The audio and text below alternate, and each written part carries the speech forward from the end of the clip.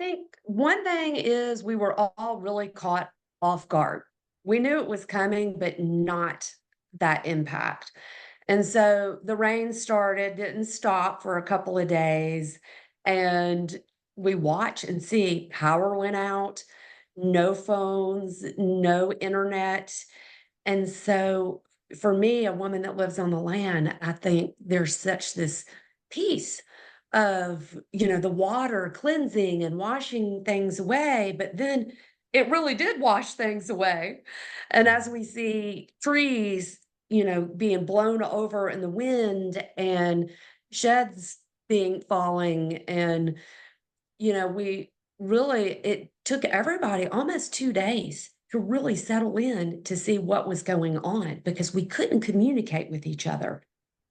And so as we Mhm. did, we all, I mean, it really set in a couple of days afterwards because a woman like me on the farm, no power, we're good.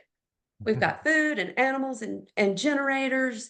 It led us to a real fast shift, though, because we have over 50 acres and over 60 people that live in our regenerative agri community here on the farm. And we were filling up buckets. Fortunately, on a farm, we got lots of buckets. So we had everybody filling up toilet water buckets and really just focused on feeding people.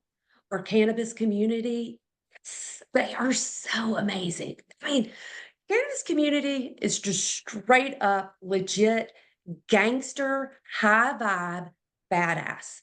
Our friends sent in helicopters with animal feed, hay, diapers, water, Wow. necessity, helicopters. They were sent U-Hauls from Florida. And these are all my friends in cannabis and there are psychedelics and plant medicine communities. And so we were really able to serve. It's been over 1,000 meals we've served. Super grateful for World Mm, Kitchen that has come in this past week and taken over. It was 11 days. We had no idea. 11 days, mm, no water, no power. Some of the benefits to being on a farm too is we have wells. And what we realized is generators don't run the wells. Way too much power is required. And so we've mm. made a lot of adjustments, but the community here has really rallied for people. And it's so sweet to see people caring for people instead of people caring for things. Mhm. Beautiful, beautiful work. Oh, that's awesome. Yeah, I remember when I saw everything going on, like I was like wanted to reach out. I'm like, how are you doing? Because I'm thinking the farm, and I know there's like trees falling, mudslides, there's issues with, you know, your buildings and things like that. So what did it look like the day after? You know, maybe the first 24 to 48 hours when you woke up, you went outside, checked on the animals, checked on the buildings, like what did you discover? You know, anything that was like alarming or anything that made you feel, like you could exhale for a second? A lot of gratitude. We've been doing a whole bunch of drainage work here, and the previous flood fortunately blew out our stream bank. So we accommodated this flood better than we would have expected. All our drainage Mm, ditches are filled with gravel and there's trees everywhere and the hot wire. I mean, the whole pigs and goats out because there was no electric fences. That is a story in itself. It took about we also our cannabis community, I put out the APB, we need chainsaws, we gotta get out of here. 30 people showed up to clear all the trees in mm, not only on my farm, they got that and all around to break open our roadways. So when Monday I finally got to the dispensary, our flagship, our corporate office, our home. This is like part of the heart of our brand, first dispensary, to see trees on the roof, ceiling flooded, the second story mm, flooded, therefore our roof was compromised. There was flooding in the dispensaries and a mudslide behind it. And to know wow, it was done. What's mm, next? And to also know no time for that. I mean, we are already Mhm. moved.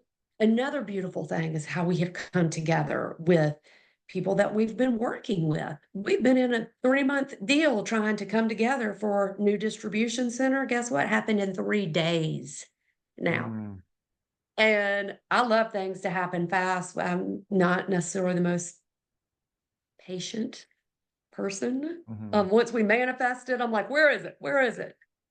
And so that was pretty darn devastating. And to be out of business and distribution Mhm. is massive. I mean, it's floor to ceiling, you Yeah. know, And that was your racks. And first store, right? That was your that was our grand first opening store. store, yeah. 8 years, floor to ceiling, shelving, every room. Wow. And, getting that moved and pulling up carpet and, our floors were ruined and just not even Mhm. worried. I wasn't even worried about that so much as I was about Mhm. getting back in business. What's next? And that's where, Mhm. we talked about this. You kept saying, what's that head in the clouds, feet on the ground? Mhm. That's it. What's next? Where are we going? What are we doing? Fortunately, we had 100 orders in the queue waiting to be shipped. Oh, wow. And our team, most of our core team had to leave. There's no water, there's no power. I was even saying, if you can get out, go so that you can stay Mhm. grounded and have a perspective. I'm in it.